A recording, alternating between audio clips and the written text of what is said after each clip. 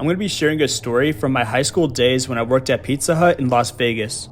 The store was located in a remote and deserted shopping center, and the only thing separating the front of the store from the kitchen was a wall, making it a pickup-only location.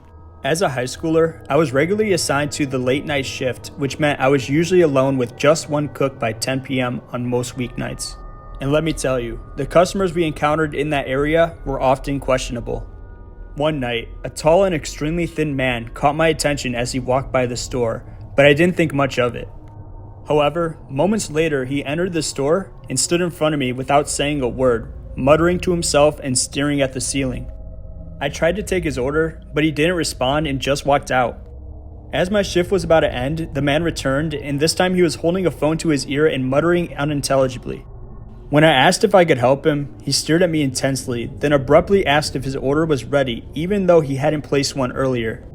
When I told him so, he suddenly lunged at me, and I feared for my safety, but then he stopped abruptly, seeming upset and confused before backing away and leaving. The experience left me shook, and I felt relieved to leave work that night with a coworker accompanying me. A customer who had witnessed the incident asked me what happened, and I explained that the man had seemed deranged. Thankfully, I never saw him again, but the memory of that night still sends shivers down my spine. I'm going to share with you a story that happened to me a couple years ago when I was still attending college. I went to a school located in one of the poorest cities in Northern California, and even though the campus had its own Department of Public Safety, it was still a good idea to stay indoors after dark. That's because the townies would often wander onto campus, which could be a bit unsettling. So one night, I was alone in my apartment on campus after finishing up my final exam of the semester. I was starving, but the student grocery store and cafeteria were closed off for the day and I had nothing to eat. That was until I found a Domino's coupon on my fridge. I quickly decided to order a whole pizza for myself because, well, I was hungry and I deserved to celebrate after finishing my exam. Plus, I figured I could always lie and say that I was sharing with a friend if anyone asked. When the pizza arrived, I was excited to dig in, but my excitement quickly turned to caution when I saw the delivery guy waiting for me outside his car. It was close to midnight and there were no other students around. I couldn't help but feel a little bit creeped out, but I tried to keep things light and friendly. I signed the receipt quickly, thanked him, and hurried back to my apartment. As soon as I sat down on my couch to eat my pizza, I got a text from an unknown number that read, "You're hot." It didn't take me long to figure out that it was from the pizza delivery guy, who I had saved in my phone as Phil. I was shocked and a little scared, but mostly I couldn't stop laughing at how ridiculous this whole situation was. I mean, I just had woken up from a nap, my hair was a mess, and I was wearing sweatpants and a sweatshirt. I was definitely not feeling hot. The next morning, I told my boyfriend John about what happened, and he convinced me to report it to the campus police. An officer came by my apartment to take a report and some pictures of the text message. Looking back on it now though, it was definitely a scary situation, but at the time, all I could do was laugh at the absurdity of it all. This happened to me a few years back when I was a young teen living in the Philippines. It was a typical Sunday afternoon. My mom had left to buy some groceries and I was at home with my dad. I was watching some videos on YouTube when suddenly the doorbell rang. It kept ringing over and over again until I couldn't take it anymore. I knew I had to answer the door, even though I dreaded doing it because of a past experience with my grandpa. I climbed onto the sofa and peeked through the curtains, which were next to a window that was surrounded by a tall fence. From there, I saw a man wearing a dark cap and a blue jumper, who said he was supposed to deliver pizza to our address. I was excited and a bit confused, thinking my dad might have secretly ordered a pizza for us. I told the delivery guy to wait while I went upstairs to ask my dad about it. Unfortunately, my dad was sound asleep and didn't know anything about it. Disappointed, I went back downstairs to break the news to the delivery guy, but when I got back to the window, he was gone. At the time, I didn't think much of it, but looking back on it now, I realized that I was almost kidnapped. There were several things that didn't add up, like the fact that it was too quiet outside and I didn't hear a motorcycle revving near the house or when he left.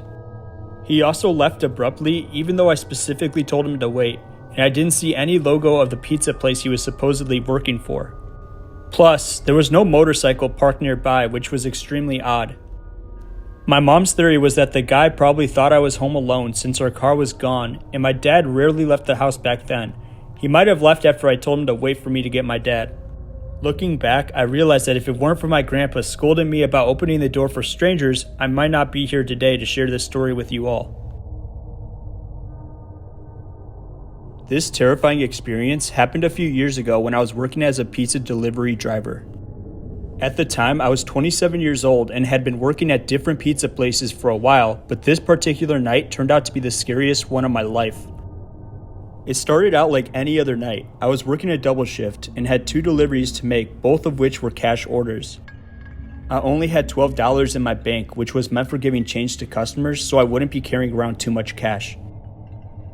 The first delivery went well, and the customer gave me a generous tip, making me excited for the second delivery. However, the second delivery was different. I drove to an apartment complex, a place I had been before.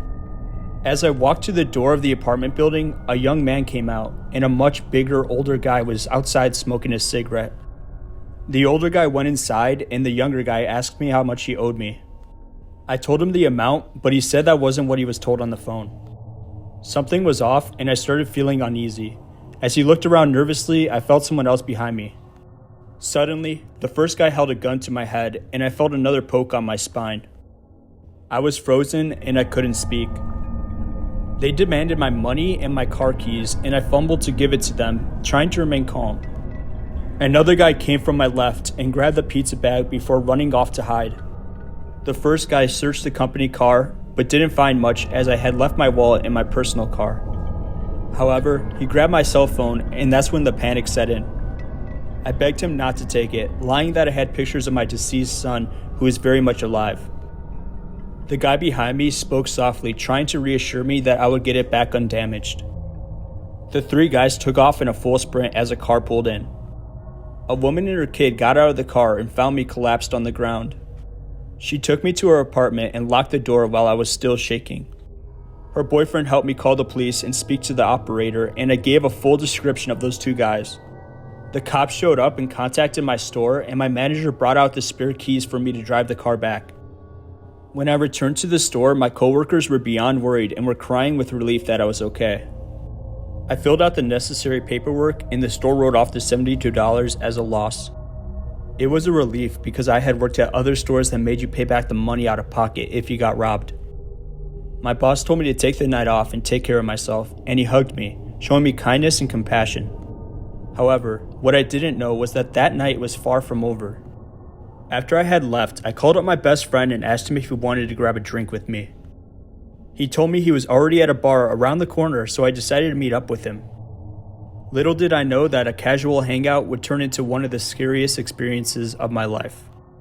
My friend's dad was a District 4 cop in my city at the time, and he had given my friend a heads up about something that had happened in the area. He had 2 shots waiting for me to calm my nerves, and after downing them, we started playing pool. That's when my friend's dad called him and asked him if I was with him yet. I told him yes and was then handed the phone. His dad asked me to come down to the station, and being honest, I told him I had 2 shots. So he sent out a squad car to pick me up. We arrived at the station, and the police told me that they had suspects in custody who had all robbed a store less than 20 minutes ago. They matched the description, and they had at least 15 stolen cell phones on them. The police asked me to identify them, and it turned out that my phone was one of the stolen phones. I told the police every detail of what happened, but I also pleaded with them to show mercy towards the guy behind me who was quite obviously bullied into the robbery. It turned out that he was the one with the white shirt and had been the one talking. The other 3 denied their involvement, but we later found out that the driver was completely unaware of the robbery and was just picking up his friends. He was never charged. The boy who was behind me and the one who grabbed the pizza were just 15 and 16 years old, and they got 6 months of house arrest. The first kid who put the gun to my temple, however, was celebrating his 18th birthday and got the book thrown at him. In the courtroom, he made fun of me and was laughing at me. Seeing him made me panic. The judge scolded him for his behavior, but he just grinned and glared at me with the Joker-like grin. All I could see was pure evil. After that day, I asked to have my name stricken from the records and asked to remain anonymous in case he ever got out. I'm so glad I did because I recently received a letter from the state saying that he's been released in February. He's getting out early due to overcrowding, not good behavior. And I'm ready if he finds me. My wife, my parents, and everyone I know knows his face and name. If he tries anything, we are all ready. But for his sake, let's not meet. Hey guys, it's Dougie Flesh. Thank you so much for watching till the end of this video. If you have any suggestions or any criticism, please leave it in the comments. Also, make sure you guys subscribe if you like scary content.